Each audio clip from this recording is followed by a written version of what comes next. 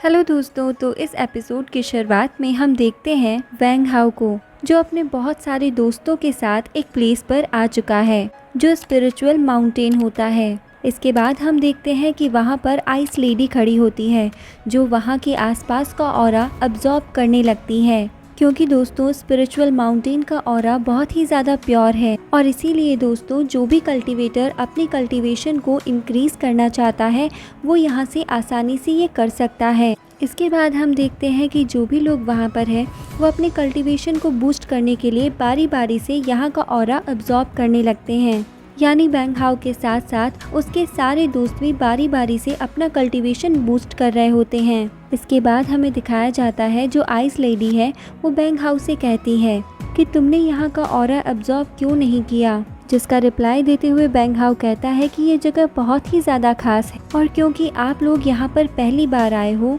और मैं बहुत बार पहले यहाँ आ चुका हूँ, क्योंकि ये मेरे ही मास्टर का घर है, मैं तो यहीं पर पाल पोस के बड़ा किया गया हूँ, इसीलिए मुझे इस ऑरे को एब्जॉर्ब करने की ज़्यादा ज़रूरत नहीं है। और दोस्तों वैंग हाओ की ये बात सुनकर आइस लेडी समझ जाती है कि वैंग हाओ बहुत ज़्यादा पावरफुल है। तो दोस्तों अगर आप चैनल पे नए हैं और आपने चैनल को सब्सक्राइब नहीं किया है तो आप जल्दी से चैनल को सब्सक्राइब कर लीजिए और बेल आइकन को प्रेस करना बिल्कुल मत भूलिए, ताकि आपको इस चैनल के सारे अपडेट्स टाइम टू टाइम मिलते रहें। तो जैसा कि हमने जान लिया कि वैंग हाओ की परवरिश यहीं हुई है और उसका रहना खाना बचपन सब यहीं पर था। तो इसके बाद हमें दिखाया जाता है कि सभी लोग जब अपने आसपास का ऑरा अब्जॉर्ब करके फ्री हो जाते हैं तब वहाँ पर उनके सामने एक मास्टर आ जाता है जो अपने साथी वैंग हाओ को देखकर बहुत ज़्यादा खुश होता है। इसके बाद वैंग हाओ अपने मास्टर से पूछता है, आप कैसे हैं, आप ठीक तो हैं, क्योंकि हम बहुत टाइम के बाद मिल रहे हैं। इसके बाद वैंग हाओ के मास्टर उसे रिप्लाई देते हैं, कहते हैं मैं तो ठीक हूँ, लेकिन तुमने बहुत ज़्यादा लेट कर दी है क्योंकि इतना टाइम बीत चुका है और तुम यहाँ अब आ रहे हो। जिस पर वैंग हाओ कहता है कि ऐसी कोई बात नहीं है। इसके बाद हम देखते हैं कि वो मास्टर थोड़ा सा परेशान होकर वैंग हाओ के सामने गिड़गिड़ाने लगता है और कहता है कि तुम्हें तो पता ही है, जब से इस स्पिरिचुअल माउंटेन की जिम्मेदारी मेरे ऊपर आई है उसके बाद से ये धीरे धीरे करके पूरी तरह से समाप्त होने वाला है। अब तो यहाँ पे इतने ज़्यादा डिसिपल्स भी नहीं आते जो अपने कल्टीवेशन लेवल को यहाँ बूस्ट कर सके और ऐसा करके हमारे सेक्ट का नाम रोशन कर सके। और तुम खुद को ही देख लो, तुम भी कितने सालों बाद हमारे सेक्ट में वापस आए हो। और दोस्तों इसके बाद हम देखते हैं कि वो मास्टर वैंग हाओ के सामने घुटने टेक कर गिड़गिड़ाने लगता है और कहता है कि मैं तुम्हारा मास्टर भले ही हूँ, लेकिन अब स्पिरिचुअल माउंटेन ग्रो करे ये जिम्मेदारी तुम्हारी है, क्योंकि जब से तुम गए हो तुम्हारे पीछे से हमने बहुत सारी प्रॉब्लम्स को फेस किया है। इसीलिए मेरी तुमसे रिक्वेस्ट है कि तुम स्पिरिचुअल माउंटेन के फिर से डिसिपल बन जाओ और इसके बदले में मैं तुम्हारे कल्टीवेशन लेवल को बूस्ट करने के लिए अपने ट्रेजर्स में से बहुत सारे ट्रेजर्स भी तुम्हें दे दूंगा।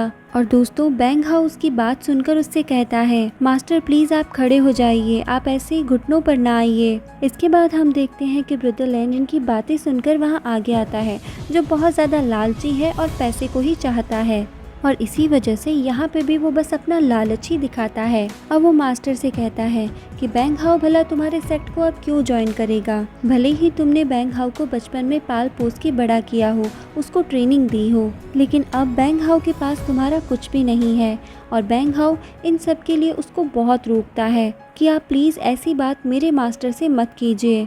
लेकिन दोस्तों हम देखते हैं कि जो ब्रदर लैन होते हैं वो तो अपनी बातों से रुकते ही नहीं है और वो वैंग हाओ को वहाँ से लेकर जाने लगते हैं। और दोस्तों वो जाते जाते ये भी कहने लगते हैं कि अगर वैंग हाओ के बदले तुम हमें कोई कीमती ट्रेजर दो तो वैंग हाओ शायद तुम्हारे सेक्ट को फिर से ज्वाइन कर ले। इसके बाद हम देखते हैं कि मास्टर उसकी बातें सुनकर काफ़ी ज़्यादा सोच विचार में पड़ जाता है। वो सोचता है कि अब तो वैसे भी उसके कंगाली वाले दिन चल रहे हैं और उसके सेक्ट में आजकल कोई आ और जा भी नहीं रहा है और ना ही उसकी सेक्ट की कोई बहुत ज़्यादा फीस है जिसकी वजह से उसके पास बहुत ज़्यादा पैसा हो। इसके बाद हम देखते हैं कि वो मास्टर अपनी पावर्स का यूज़ करता है और अपनी पावर्स का यूज़ करके वहाँ पर एक स्पिरिचुअल रिंग ले आता है और इसमें से वो एक एंशिएंट बुक को बाहर निकालता है।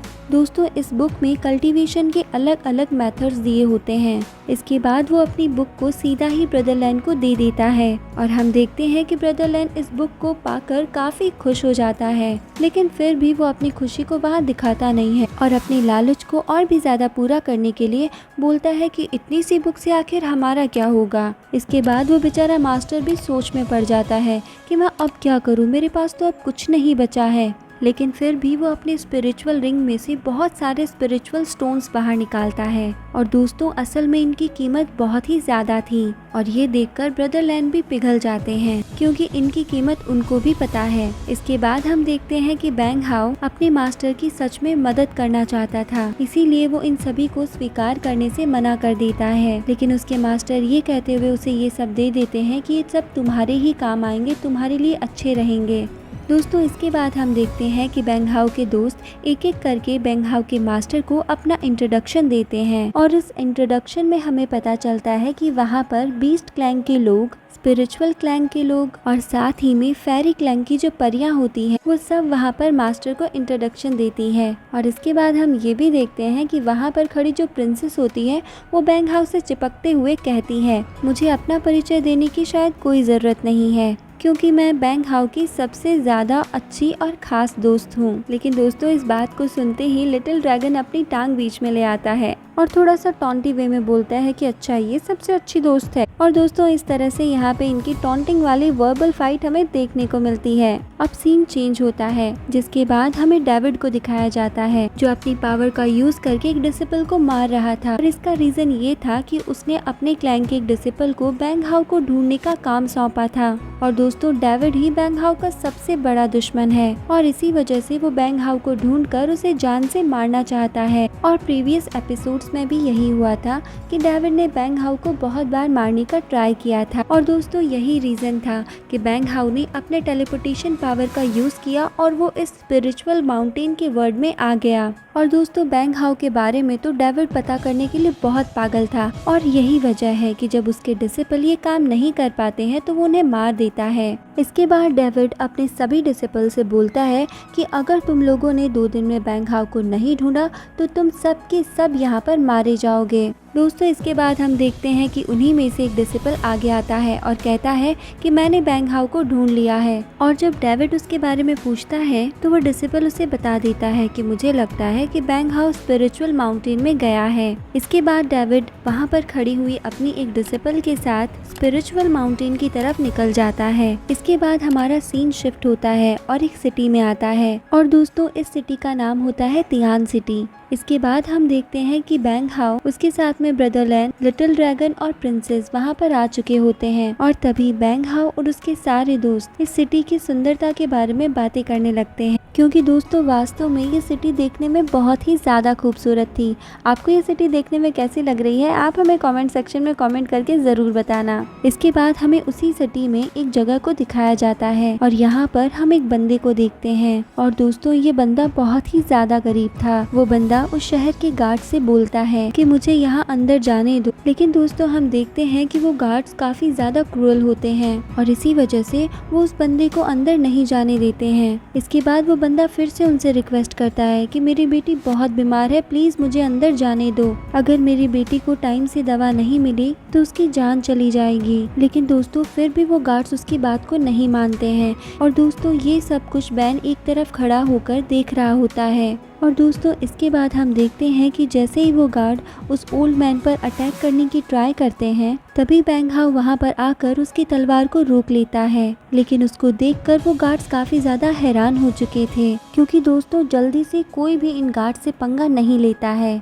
इसके बाद हम देखते हैं बैंग हाओ उन गार्ड से बोलता है अगर तुम लोगों ने वापस से इस ओल्ड मैन को परेशान करने की कोशिश की तो याद रखना मैं तुम्हें जिंदा नहीं छोड़ूंगा। लेकिन दोस्तों हम देखते हैं कि बैंग हाओ की ये बात सुनकर गार्ड्स काफी ज्यादा गुस्से में आ जाते हैं और उससे कहने लगते हैं क्या तुम हमारे मास्टर को जानते हो। और इतना बोलने के बाद वो बैंग हाओ पर अटैक करने का ट्राई करते हैं जिसके बाद बैंग हाओ भी कहाँ कम है दोस्तों, वो उनकी तलवार को ही तोड़ देता है। इसके बाद वो गार्ड्स वेंग हाओ पे और भी ज़्यादा गुस्सा हो जाते हैं और उससे कहते हैं अगर तुमने हमें बिल्कुल भी इंजर्ड किया तो तुम जिंदा नहीं बचोगे। और दोस्तों इसके बाद हम देखते हैं कि वेंग हाओ अपनी स्वॉर्ड से इन दोनों गार्ड्स को तभी मार देता है और कहता है कि मैं गरीबों पर अत्याचार तो बिल्कुल भी सहन नहीं कर सकता। और उसके इतना कहने के साथ ही ये एपिसोड यहीं पर ख़त्म हो जाता है।